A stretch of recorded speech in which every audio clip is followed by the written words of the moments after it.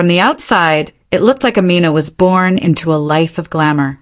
Her parents, Layla and Ezra, were rising stars in musical theater, celebrated, dramatic, always on the move with their troupe.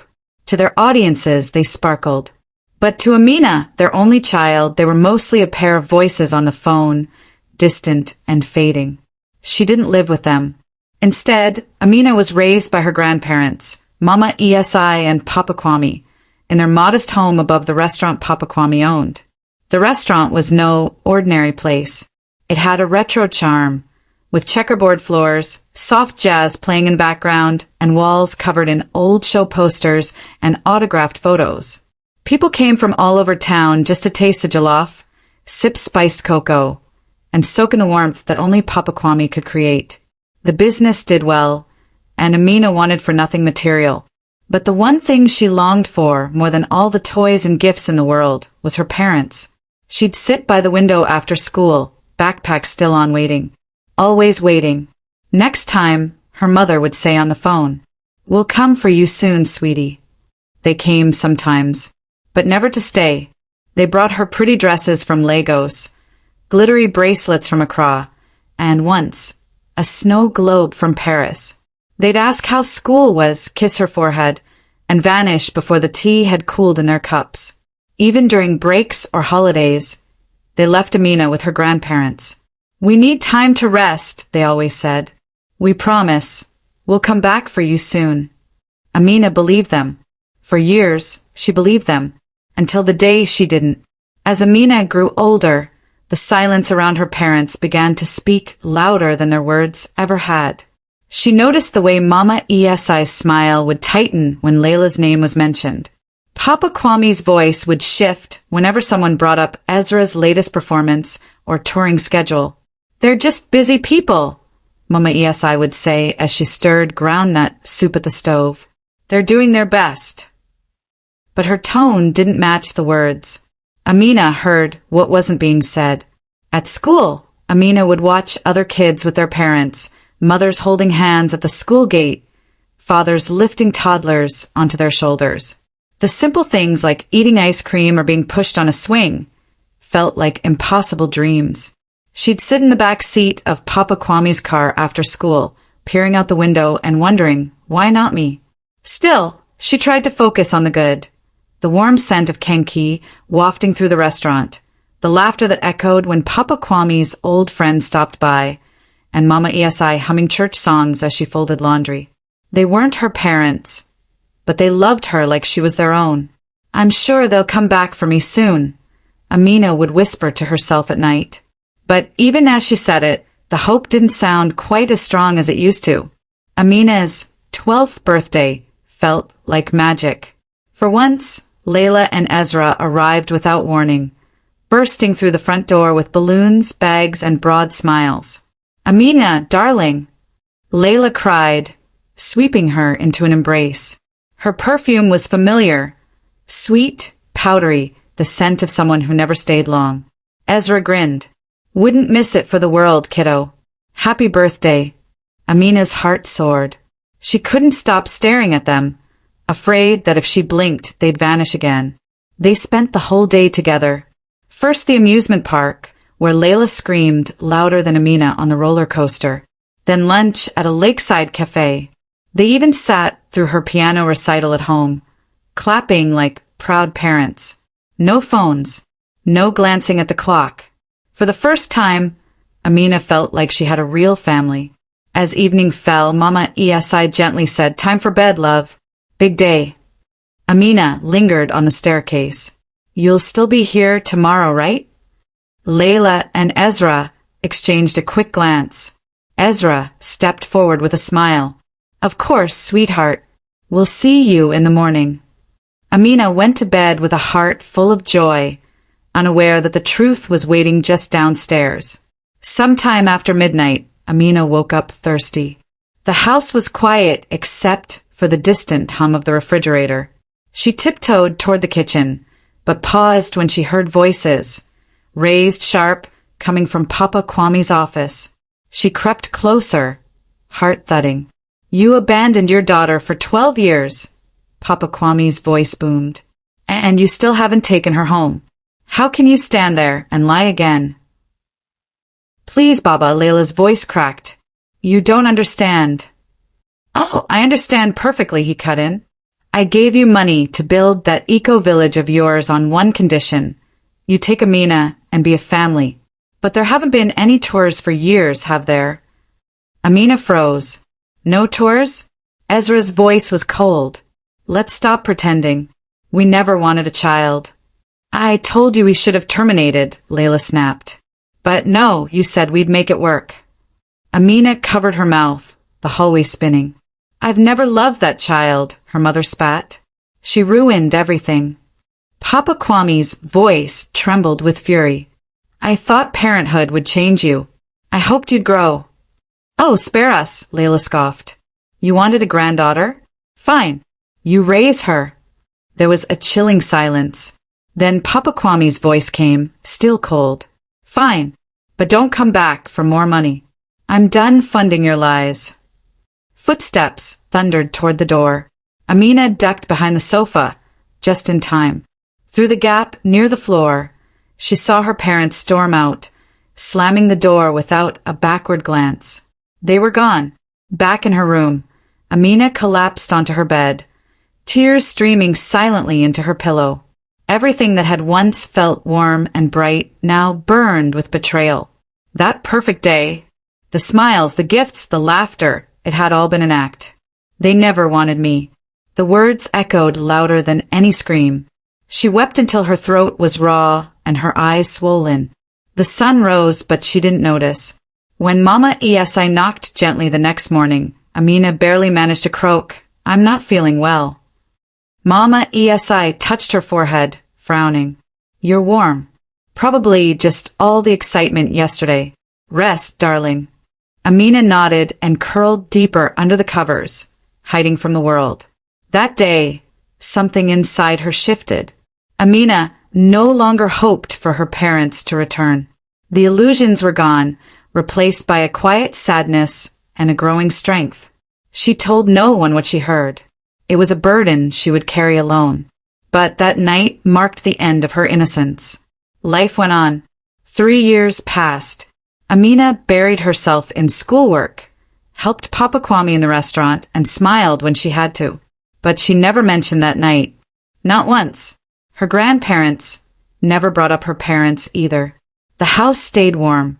The restaurant stayed busy. But a quiet understanding had settled between them. At school, Amina won awards. At home, she learned to cook her grandfather's famous peanut soup. She practiced piano in the evenings, wrote in her journal at night, and tried her best not to think about what she'd lost. But sometimes, after the lights went out, she'd whisper, Why wasn't I enough? She didn't expect an answer, and she never got one. Just after Amina's 15th birthday, everything changed again.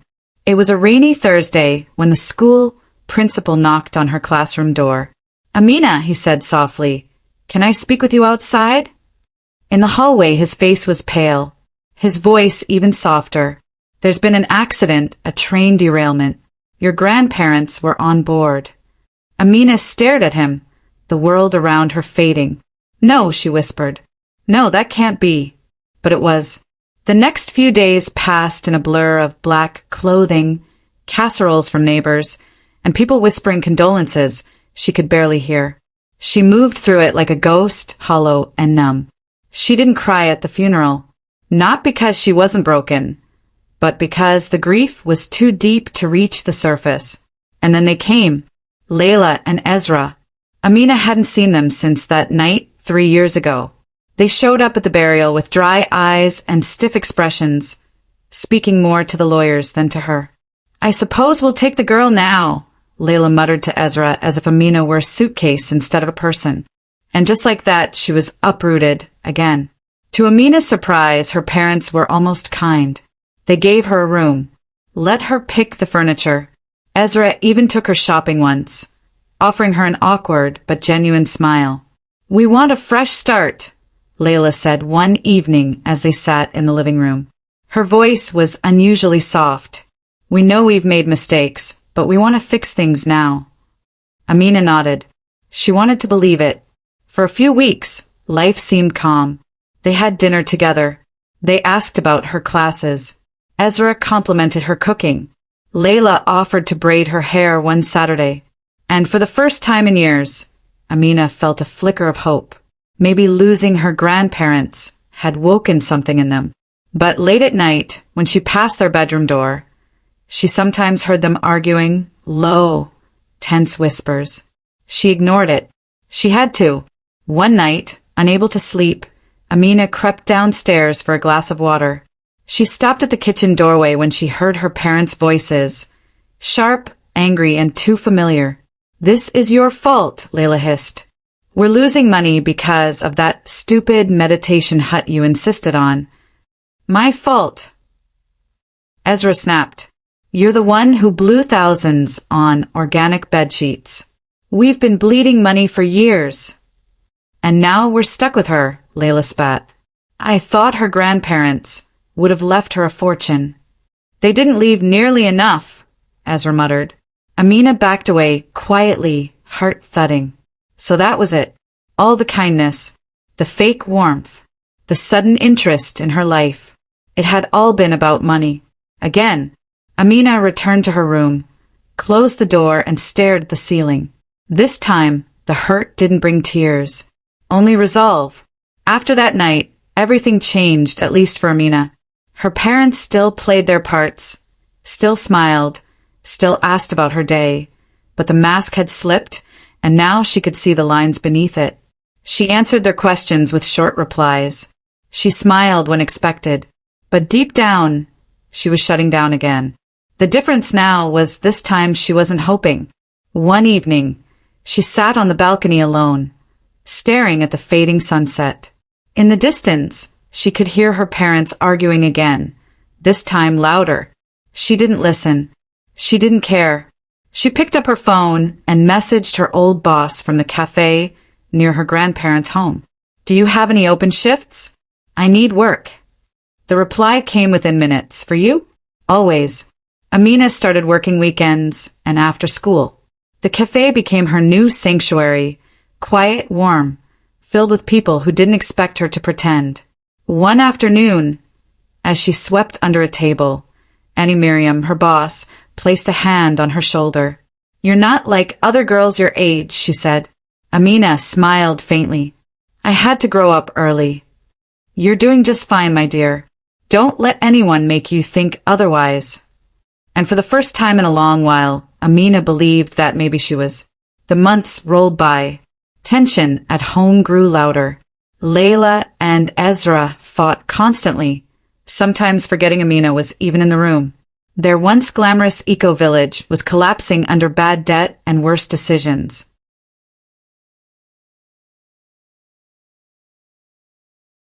Then, one afternoon, Amina came home to a conversation she wasn't meant to hear. "We need to sell the house," Ezra said, voice strained. "And the restaurant, too." Amina froze. "That's all I have left of them," she whispered, stepping into the room. Layla turned, her expression cold. "Don't be sentimental, Amina. It's just property." But it wasn't. It was memories, laughter, love, her entire childhood.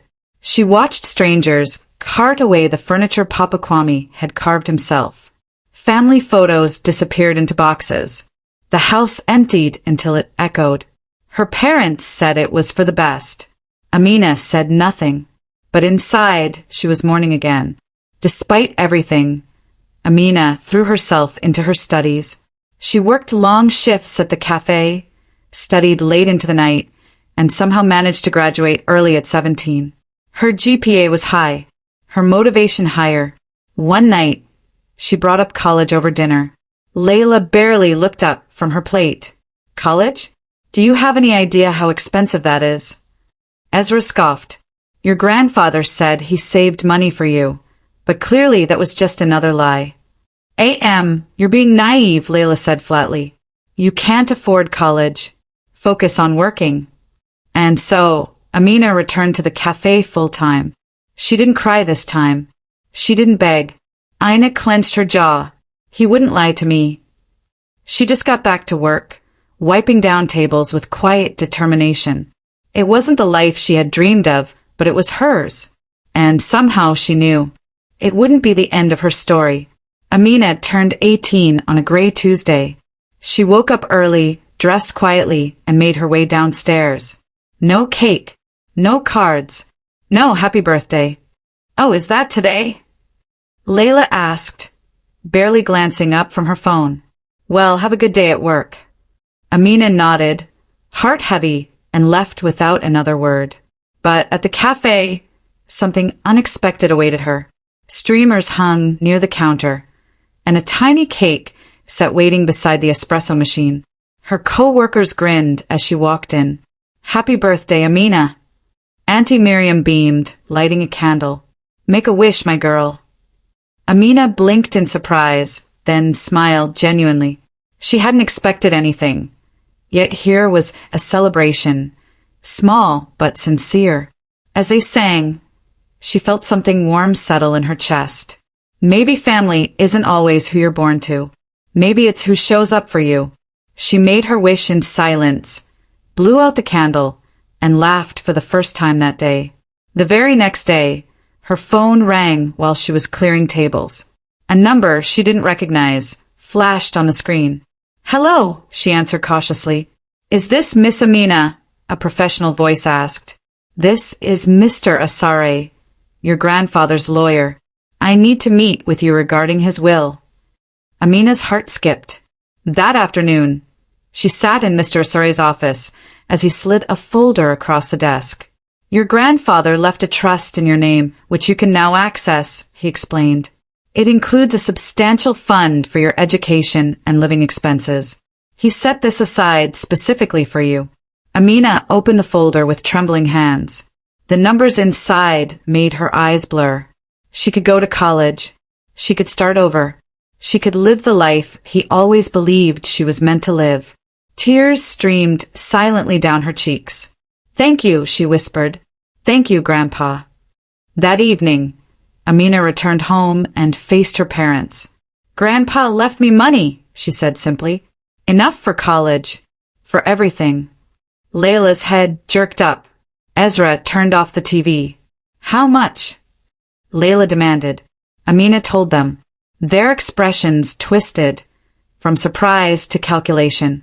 "Well," Layla said, tone suddenly sweet, "that explains why we inherited so little. He always did spoil you." "I'm going to apply for college," Amina continued. "With my grades, I might even get scholarships." "Wait," Ezra cut in. "Let's think this through. Why throw that money at tuition when you could invest in the eco-village? Once it takes off, you'll never need a job again." Layla nodded eagerly. "Exactly. You'd be securing all our futures." Amina stared at them. The same pitch, the same manipulation. She had heard this story before, only this time, she wasn't a child anymore. The living room was silent for a beat, tension thick as fog. Then Amina said it, quiet, steady, unshakable. "No, I'm not investing in your business. I'm going to college. I'm building my own life." It was as if she had lit a match and thrown it into dry grass. "You ungrateful little brat." Layla snapped, rising to her feet. "After everything we've done for you?" Ezra's voice turned sharp. "Fine. You want to act like an adult? Then go live like one. You've got 6 months until college starts. After that, you're on your own." Tears pricked Amina's eyes, but she didn't let them fall. "You loved me," she said bitterly. "You didn't even want me to be born. I heard everything, years ago in Grandpa's office." Their faces froze. "You didn't want me. You pawned me off and took money you never earned. You don't get to claim me now." Years of silence, grief, and betrayal poured out of her in one breath. "I'm not your burden. I'm not your investment. And I don't need you to kick me out." She turned, went upstairs, and packed her things. Amina spent that night in a tiny motel on the edge of town, curled up beneath a scratchy blanket, but breathing freely for the first time in years. The next morning, she called someone she could trust. "Hey, Safia," she said into the phone. Do you still need a roommate? Yes, her friend replied immediately.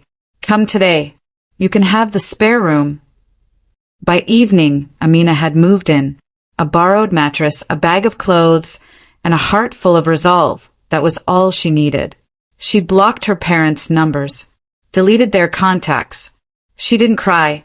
She had already mourned what she never had. That night, as she lay in the unfamiliar quiet of her new room, she whispered to herself, "This is the beginning." And it was. With Safia's help, Amina submitted her college applications, one to each of the best business schools in the country. Weeks passed. She worked cafe shifts, took walks between her classes, reread her grandfather's old notebook full of advice and recipes. She started dreaming again, not just about college, but about legacy, about building something that mattered. Then, one Tuesday morning, the letter arrived. Her hands trembled as she opened it. Her eyes scanned the page. Congratulations. We are pleased to inform you. She let out a laugh, half sob, half joy, and sank to her knees. In that moment, she felt them with her. Mama Esi's steady hands, Papa Kwame's proud smile. We did it, she whispered. I'm going. And this time, no one could take it away from her. Fall came with golden leaves and cool winds, and Amina stepped onto her college campus with a duffel bag over her shoulder and her heart pounding with anticipation. Her dorm room was small but bright. She unpacked slowly, setting her grandfather's framed photo on her desk, hanging up a faded apron from the cafe, and pinning her acceptance letter above her bed. She paid her tuition from the fund he had left her, but she was determined to build her future with her own hands. She got a part-time job at a local coffee shop near campus. It wasn't glamorous, but it gave her peace and purpose. You don't have to work, Safia reminded her one day. You've got that inheritance. I know, Amina said, tying her shoelaces, but this isn't just about money. I want to prove I can do this. To myself. College was hard. Business classes demanded late nights, group projects, and more coffee than she thought was healthy. But Amina thrived. Her professors noticed her discipline. Her classmates admired her quiet focus. Slowly, she built a new life, one rooted not in who abandoned her, but in who she chose to become. Every time she passed a glass window and saw her reflection, confident, independent, whole, she smiled. She was becoming the woman her grandparents always saw in her. For years later, Amina crossed the graduation stage in her cap and gown, diploma in hand. As she moved the tassel from right to left, she whispered under her breath, "We made it, Grandpa."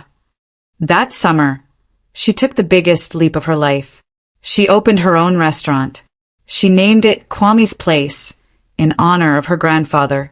It had the same warm retro feel, the same rich Ghanaian flavors, and the same jazz records playing softly in the background. She even framed one of Papa Kwame's handwritten recipes and placed it by the entrance. The first year was tough. Some nights she didn't sleep. But slowly people came, drawn by the food, the story, the soul of the place. Reviews called it a love letter in every bite. And Amina? She finally felt whole. One evening, after locking up, she stepped outside, breathing in the night air. Her phone buzzed. A message from an unknown number. "I passed by your restaurant. It's beautiful. I hope you're happy. Layla." Amina stared at it for a moment, then turned her phone off. She looked up at the stars. "I am," she whispered. And she walked home, free, full, and finally at peace. Kwame's Place had been open for nearly 2 years when Amina noticed the girl standing outside the window. She came every afternoon, always alone, always watching. Skinny in worn jeans, with tightly braided hair and eyes too tired for her age. She never came inside. One rainy day, Amina walked outside and offered her a paper cup of hot cocoa. "I see you every day," Amina said gently. "Are you hungry?" The girl nodded slowly. "Come inside," Amina said. "You don't need money to eat today." The girl's name was Salorm. She was 15, living in a group home. No family, No job. No plan. Amina listened to her story without flinching. Later that night, as she wiped down the last table, she thought of Papa Kwame. Sometimes the only difference between sinking and swimming is someone handing you a hand. That week, she created something new, the Kwame Fellowship, a program for girls like Salorm. It offered part-time jobs in the restaurant, mentorship, school support, and a safe place to land. Salorm was the first fellow. She wouldn't be the last. Salorm started at Kwame's place the following Monday. She was nervous, quiet, unsure of what to expect. Amina handed her an apron and said, "You don't have to be perfect. You just have to show up." For the first few weeks, Salorm mostly stayed in the back, washing dishes, folding napkins, listening more than speaking. But Amina didn't rush her. Every day she checked in. She made sure Salorm had a meal before she left. She reminded her, gently and often, "You belong here." One night, after close, Salorm lingered by the counter. "Why are you helping me?" she asked softly. Amina smiled, her voice calm and sure. "Because someone helped me once. And because I remember what it felt like to be forgotten." That was the night Salorm finally smiled back. Word about the Kwame Fellowship began to spread. Amina didn't advertise it, she didn't have to. Girls showed up, one after the other. Some came shy and defensive, others bold and guarded. But each one was looking for the same thing, a place to feel safe, a place to start again. Amina interviewed them personally. She remembered their birthdays. She celebrated small wins, a past exam, a first paycheck, a return smile. She trained them not just in how to serve food or balance a register, but how to own their space, how to speak, how to dream. "You are more than what you've survived," she told them again and again. Kwame's place began to feel less like a restaurant and more like a sanctuary. Amina knew Papa Kwame would have been proud. Late one afternoon, Amina was refilling tea jars when Safiya walked in with an unreadable expression. "You'll never guess who's sitting outside," she whispered. Amina followed her to the window. Layla, older now, her once flawless posture slightly slouched, her hair thinner, her clothes expensive but worn. She sat at an outdoor table, alone, clutching a worn purse. "Should I ask her to leave?" Safiya asked. Amina stared, silent for a moment. Then she shook her head. "No, let her stay." She didn't approach, didn't wave. She just returned to her station, heart beating steadily. She was no longer a girl, hoping to be seen. She had become a woman who chose who she gave her energy to. When Layla eventually left, she didn't come inside. She never did. That night, after closing, Amina sat alone at the counter, a cup of ginger tea in hand. She thought of everything she'd built, the long road behind her, the young women laughing in the back as they mopped floors and packed leftovers, the photo of Papa Kwame that hung over the register. And she thought of her mother, sitting just outside but a lifetime away. She hadn't spoken to Layla in over 6 years. And yet, there was no hatred left in her. No bitterness. Only a quiet, solid peace. Amina whispered into the empty room, "You chose distance. I chose healing." And she smiled. Because this life, every piece of it was hers. By the 5th anniversary of Kwame's place, the restaurant had become more than Amina ever imagined.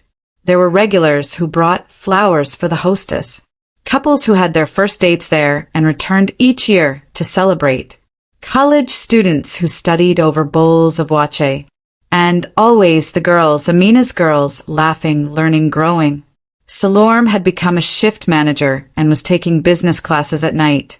Another fellow, Alma, had just launched her own baking business. Sometimes Amina would sit quietly in a corner during service, watching it all unfold like a carefully choreographed play. It was, in every way, a tribute to the love she had once been given, and to the love she now gave freely. One quiet morning before opening, Amina found herself digging through an old wooden box she hadn't touched in years. Inside were photos of her grandparents, a handwritten jollof recipe from Papa Kwame, and a letter, and signed, unsent, written long ago. Dear Mama, you hurt me in ways I can't explain, but I still needed you, and I waited. For years. You never came, but I made it. I found love in other places. I built something beautiful from the ashes you left behind. And I'm okay now. Not because of you, but in spite of you, did I hope, wherever you are, you found peace. I have. Amina read it twice, then folded it gently and placed it back in the box. She didn't need to send it. She didn't need closure from anyone else. She had given it to herself. Later that week, Amina met with a small group of local investors and community leaders. She had a new dream now, a second location of Kwame's place, this time in the heart of the capital, a branch that would serve food and serve purpose, expanding the fellowship, offering internships, and connecting with schools to reach girls even earlier. She pitched her plan with quiet fire, laying out the numbers, the mission, the story behind it all. By the end of the meeting, they were on their feet, clapping. One woman said, "You're not just running a restaurant, Amina. You're changing lives." And Amina smiled. That was always the plan. A year later, the second location opened, Kwame House. Bigger, bolder, but with the same heart. The walls were decorated with quotes from Amina's journals, handwritten notes from fellows, and smiling portraits of Mama ESI and Papa Kwame. During the grand opening, Amina gave a short speech. "I used to think family was something I'd never really have," she said. "But what I've learned is that family can be chosen. It can be created. It can grow." She looked around the crowd, at Salorm, Safia, Annie Miriam, and so many others who had walked beside her. "I'm not who I am because of what I lost," she said. "I'm who I am because of what I built." That night, Amina walked alone through the empty halls of the new restaurant. She paused by the kitchen, where laughter had echoed all day. She touched the doorframe, whispered, "Thank you," to the past.